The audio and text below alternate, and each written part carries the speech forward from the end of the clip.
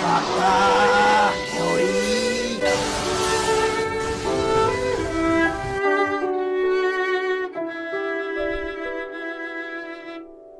Halo teman-teman kos-kosan, gimana kabar kalian? Baik-baik saja kan? Sesuai janji Abdi Kos, di video kali ini Abdi Kos akan membuat video fakta dan teori dari arc perkenalan Chainsaw Man. Ini adalah arc pertama di Chainsaw Man yang animenya Abdi Kos beri rating 6,5/10 dan manganya Abdi Kos beri rating 7,5/10. Dan ya, karena ini video fakta dan teori, kemungkinan akan ada spoiler di pembahasan ini. Yuk langsung aja kita mulai pembahasannya. Check out, check it bro.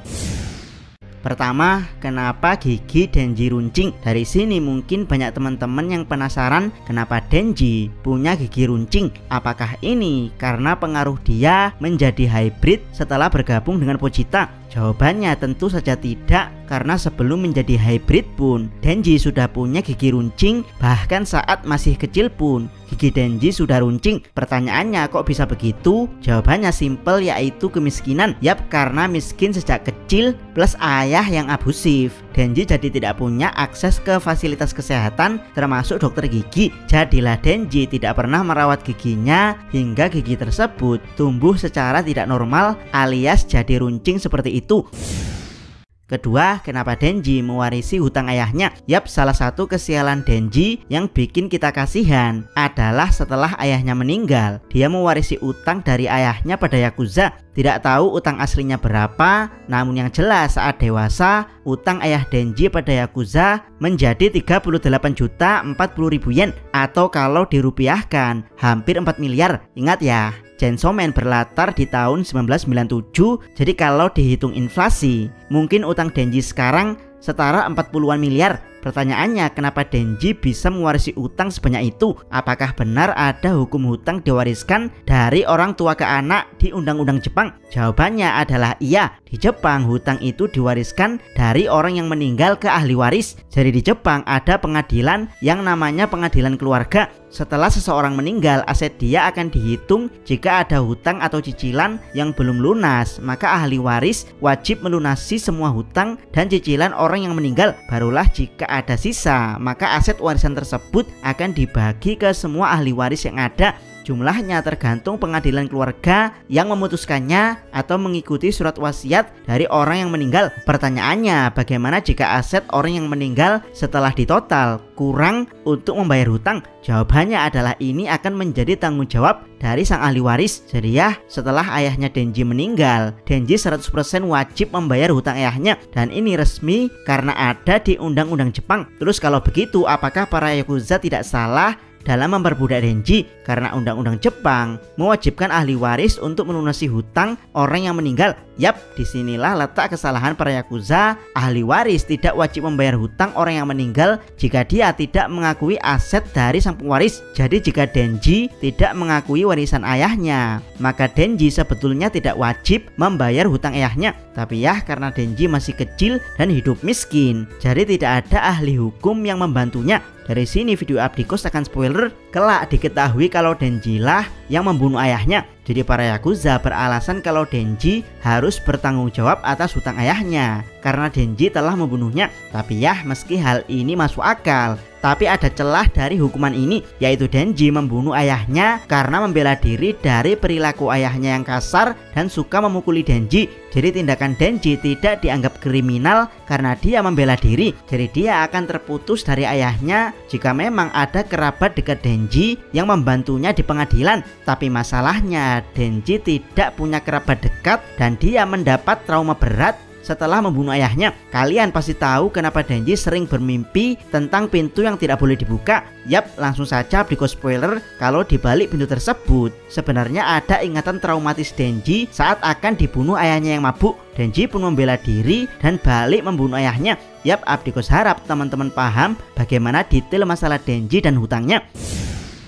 Ketiga, seberapa mengenaskan kondisi Denji sebelum menjadi Chainsaw Man. Bisa dibilang kehidupan Denji adalah neraka sebelum dia menjadi Chainsaw Man. Denji benar-benar hidup mengenaskan selama hampir 16 tahun. Seberapa mengenaskan? Mari kita bedah. Pertama, saat kecil ibu Denji sudah sakit-sakitan yang entah sakit apa itu sampai ibu Denji harus memuntahkan darah, hingga pada akhirnya ibu Denji tidak kuat menahan sakitnya dan meninggal. Naasnya Denji kecil malah diwarisi penyakit ibunya. Bukan hanya mewarisi penyakit ibunya, Denji kecil sering dipukuli ayahnya yang pemabuk. Kemungkinan ayah Denji stres saat berusaha mengobati istrinya. Dia terpaksa harus berhutang ke Yakuza untuk biaya pengobatan. Atau mungkin ayah Denji memang sudah kasar dari sononya. Intinya ayah Denji berniat membunuh Denji saat mabuk, yang mana Denji membela diri dengan membunuh ayahnya terlebih dahulu. Hal ini membuat Denji trauma dan mengunci ingatannya, yang mana para Yakuza memanfaatkan trauma Denji ini untuk memperbudak Denji dengan hutang ayahnya.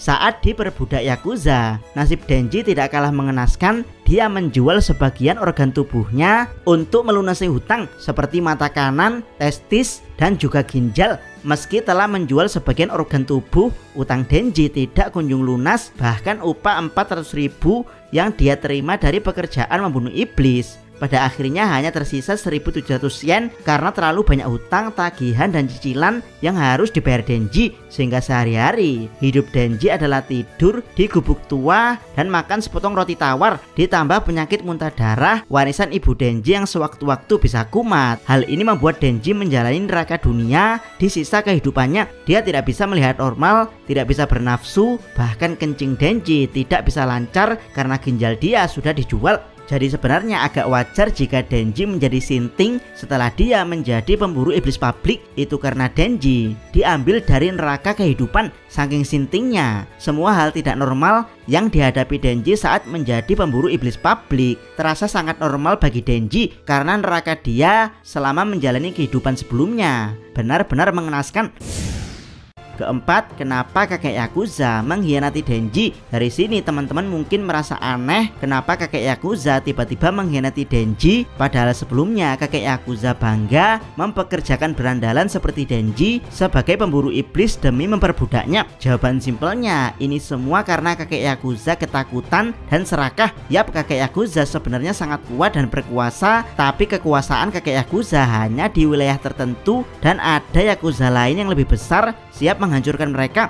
Caranya bisa dengan merekrut anak buah kakek Yakuza untuk membelot. Dari sinilah kakek Yakuza ditemui oleh iblis zombie yang menawarkan kontrak untuk hidup abadi serta kekuatan untuk memperbudak orang lain dengan menjadikan mereka zombie. Syarat dari iblis zombie cukup simpel, yaitu dia meminta kakek Yakuza untuk membunuh seorang pemburu iblis sewaktu-waktu. Jadilah kakek Yakuza menyetujui kontrak ini dan akhirnya mendapat kekuatan iblis zombie untuk mengendalikan anak buah dan para penghutang yang gagal membayar dengan menjadikan mereka zombie. Dan ya, karena belum punya pengalaman membunuh para pemburu iblis, Denji adalah korban pertama dari kontrak kakek Yakuza yang dijadikan percobaan untuk membunuh pemburu iblis. Setidaknya fakta yang ada di manga seperti itu. Tapi Abdikos punya teori sendiri kalau iblis zombie sebenarnya sudah dikendalikan Makima sejak awal agar dia mampu berkontrak dengan kakek Yakuza. Mengingat Makima mengincar Denji dan Pochita sejak awal. Bahkan kelak reinkarnasi iblis zombie akan kembali dikendalikan Makima. Bagaimana menurut teman-teman? Apakah Makima menjadi dalang di balik Denji yang menjalin kontrak dengan iblis Pochita? Hal ini mungkin sama seperti bagaimana Kenjaku yang bisa saja menjadi dalang agar Yuji memakan jadi Sukuna, yang akhirnya memulai cerita 271 chapter di Jujutsu Kaisen. Jangan lupa subscribe channel Takos dan jangan lupa share video ini. Salam Mi.